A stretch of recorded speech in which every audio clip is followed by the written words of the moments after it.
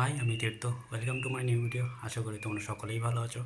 তো চলো, অনেকদিন ভিডিও পোস্ট করা হয় না, আর তাছাড়া তোমাদের সাথে সেইভাবে কথাও বলা হয় না অনেক দিন। তো যাবো এক জায়গায়, কোথায় যাচ্ছি সেটা গিয়েই বলবো, বাট আগে বলবো না। তো চলো, দেখা হচ্ছে সেখানে গিয়ে। তো বেরিয়ে পড়েছি, রাস্তায় আছি দেখতেই পাচ্ছ। তো কোথায় যাচ্ছি সেটাই বলে দিই। আমরা যাবো আজ বেলুড় মঠ শ্রমজীবী হসপিটাল, কারণ ওখানে আমার জামাইবাবু অপারেশন হয়েছে ওনার আজকে, তাই সেটাই দেখতে যাব। তো আমরা মধ্যমগ্রামে চলে এসেছি অলরেডি, অনেক জ্যামজট কাটিয়ে। আর ওখান থেকে বাস ধরে দক্ষিণেশ্বর থেকে দেখো বালি ব্রিজের উপর দিয়ে যাচ্ছি।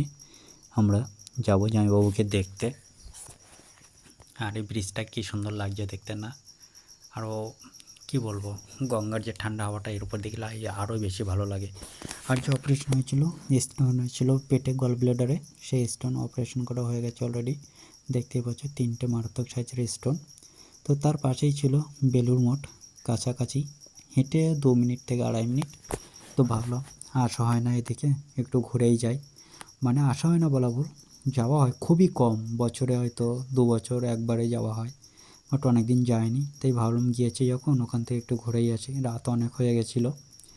তো এখানে দেখতে পাচ্ছি আগে এত দোকানপাট ছিল না এর মধ্যে, এখন প্রচুর দোকানপাট হয়ে গেছে এখানে, প্রচুর দোকানপাট। আর এখানকার আশেপাশে পরিবেশটাই দেখতে পাচ্ছ কত পরিষ্কার পরিচ্ছন্ন, নিট অ্যান্ড ক্লিন।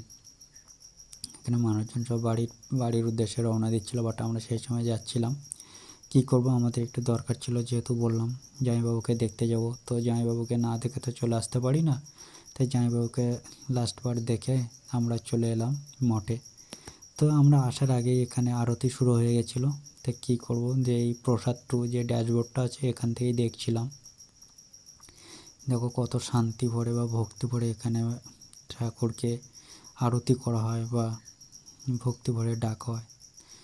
সত্যি এদেরকে দেখে শেখা উচিত যে কীভাবে ঠাকুরকে ভক্তি করতে হয়। আর এটা তোমরা সবাই নিশ্চয়ই বুঝতে পারো যে যারা যারা গিয়েছো ঘুরতে এখানে, এই জায়গাটা কোথায়। তবে এখানে গাছতলা দাঁড়িয়ে আমার বন্ধুরা সব সেলফি উঠছিল। ওর এই হলো যে বেলুড় মঠের মূল আকর্ষণ, যে প্রধান মন্দির এদের, অসাধারণ দেখতে। এক কথায় যারা যারা দেখেছো তারা নিশ্চয়ই জানো যে কতটা অপূর্ব। আমার ক্যামেরাটা অতটা ভালো না বা ভিডিও কোয়ালিটি অতটা ভালো না, তাই হয়তো ভালো লাগছে না এটাকে দেখতে। বাট নিজের চোখে না গেলে বিশ্বাস করতে পারবো না যে এর এতটা সুন্দর বা এতটা দেখতে ভালো মন্দিরটা, অসাধারণ। আর ভিতরের কারুকার্য নিয়ে তো কোনো কথাই হবে না, অপূর্ব লাগে দেখতে। যদি কোনো দিন আসো ঘুরে যাবে, বেলুড় মঠ থেকে অসাধারণ দৃশ্য বা খুবই ভালো লাগে, শান্তি লাগে মনে। আর এখানে গেলে এক নিমেষে বাহ্যিক যে চিন্তা ভাবনা সংসারের বা মানসিক যে চাপ থাকে, ওটা নিমেষেই ভুলে যাবে সব কিছু। এর একটা আলাদা টানই আছে, যে ওখানে গেলে মানুষের দুঃখ কষ্ট যন্ত্রণা নিমেষের মধ্যে কিছুক্ষণ হলেও লাঘব হয়। আর এখানে যে আরতির সময় সবাই বসে সুন্দরভাবে মানে মনোযোগ দিয়ে আরতি শোনে, বা যে বোর্ডগুলো টানানো আছে সেখানে সব দেখতে পায়। আর যে রিদিমটা হয়, যে স্লো মোশন বা মেলোডি এতটাই সুমধুর যে মনকে ছুঁয়ে যায় বা মনে একটা আলাদা ফিলিংস নিয়ে আসে। আর এখানে দেখতে পাচ্ছ আলাদা স্টেজ করা আছে, এখানে কোনো ধার্মিক অনুষ্ঠান হয়, এখানে ভক্তিমূলক অনুষ্ঠান হয়। আর ইনিকে আমি জানি না সত্যি। তো যাই হোক, এখানে আশেপাশে যে মন্দিরগুলো ছিল সেগুলো লাইটে লাইটে ভরানো ছিল বা সুন্দর সাজানো ছিল এখানে। আর আশেপাশে পরিবেশ নিয়ে তো কোনো কথা হবে না, এখানে মানুষ খুবই আস্তে শান্তভাবে কথা বলে। আর চারিদিকে নিট অ্যান্ড ক্লিন, কত পরিষ্কার পরিচ্ছন্ন, কোনো হাঁকাহাঁকি চেঁচামেচি নেই, খুব সুন্দর লাগে বা খুব অপূর্ব লাগে। আরও যদি গঙ্গার ঘাটে গিয়ে বসতে পারো এই সময় খুবই ভালো লাগে, বাট অনেকটা রাত হয়ে গেছিলো, গঙ্গার ঘাটে আমরা যেতে পারিনি। আর এখানে বাড়ি আসার জন্য সবাই শেষবারের মতো কথাবার্তা সারা হচ্ছে, দিদিরাও চলে যাবে ওদিকে, আমরাও চলে আসবো। তো আমরা বেরিয়ে পড়েছি গঙ্গার ঘাটে যাওয়ার জন্য। আমরা ওখান থেকে লঞ্চ করে চলে আসব দক্ষিণেশ্বর। তা ওরা সবাই টাটা হাই করছিল, চলে যাবে যেহেতু। তো আমরা গঙ্গার ঘাটের দিকে রওনা দিয়ে দিয়েছি। আর সত্যি কথা বলতে আমার হেডফোন নিয়ে ঘুরতে একদম ভালো লাগে না, কোথায় চলে যায়। অন্ধকার পুরো, অন্ধকার অন্ধকার লাগছে জায়গাটা।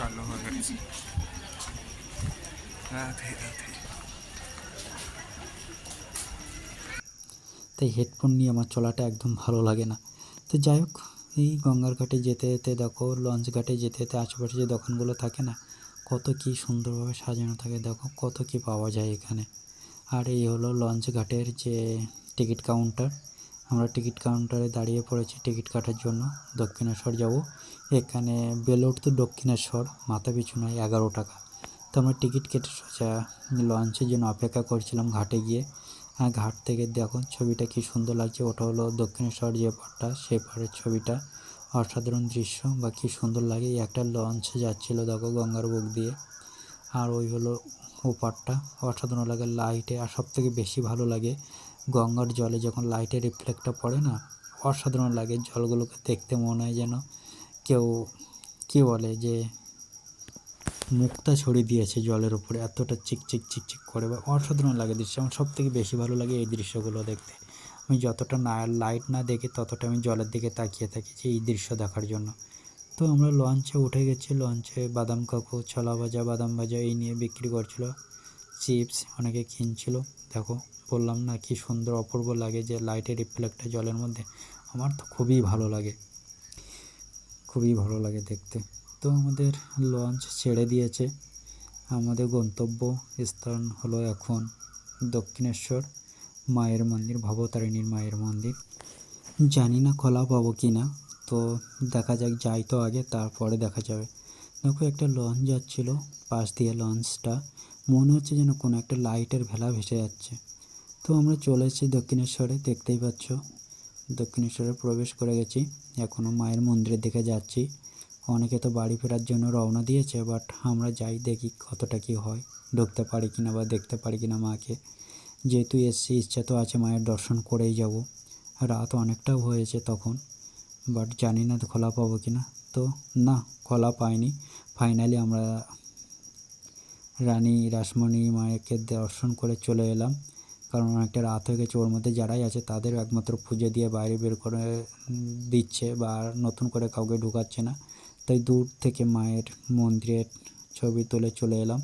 আর যে আশেপাশে যে ছোটো ছোটো দোকানগুলো ছিল না, ফুড প্লেজা বা যে খাবারের দোকানগুলো, সেইগুলো একই ছাদের তলায় নিয়ে চলে গেছে। সরি, সেটাকে এখন নাম দিয়েছে ফুড প্লেজা। তো এখানে ঢুকে আমরা হিঙের কচুরি আর ছোলার ডালের তরকারি নিয়েছিলাম, আর খুবই ভালো খেতে এগুলো, যারা খেয়েছো এর স্বাদ তোমরা নিশ্চয়ই জানো।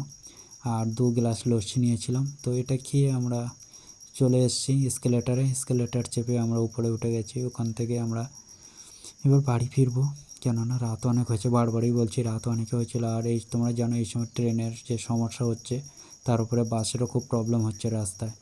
তো এখান থেকে আমরা স্কাই ওভারে চলে এসেছি। স্কাই ওয়াক থেকে নেমে এবার আমরা বাড়ির দিকে রওনা দেবো। তো আশেপাশের দোকানগুলো কিছু কিছু খোলা ছিল, আমরা অপোনেন্ট সাইড দিয়ে যাচ্ছিলাম। তো এই সাইডে পুরো দোকানগুলো খোলা ছিল না। আর এই দেখো বাইরে দেখতে পাচ্ছ। তো আমরা চলে এসেছি প্রায় শেষ প্রান্তে, স্কাই ওয়াকের সামনের দিকে দেখতে পাচ্ছ, বেশিটা বাকি নেই, চলে এসেছি প্রায়। তো আমরা চলে এসেছি, নেমে গেলাম নিচেতে, সবাই আসছে নেমে আস্তে আস্তে আমরা চলে এসেছি। আমাদের গাড়িও বের করা হয়ে গেছে, তো আমরা বেরিয়ে পড়বো এবার বাড়ির দিকে। তো এই ছিল আমাদের আজকের ভিডিও। কেমন লাগলো ভিডিওটা? যদি ভালো লাগে নিশ্চয়ই লাইক কমেন্ট করো। ততক্ষণে ভালো থেকো, সুস্থ থাকো, দেখা হচ্ছে নেক্সট কোনো ভিডিওতে। Tata bye.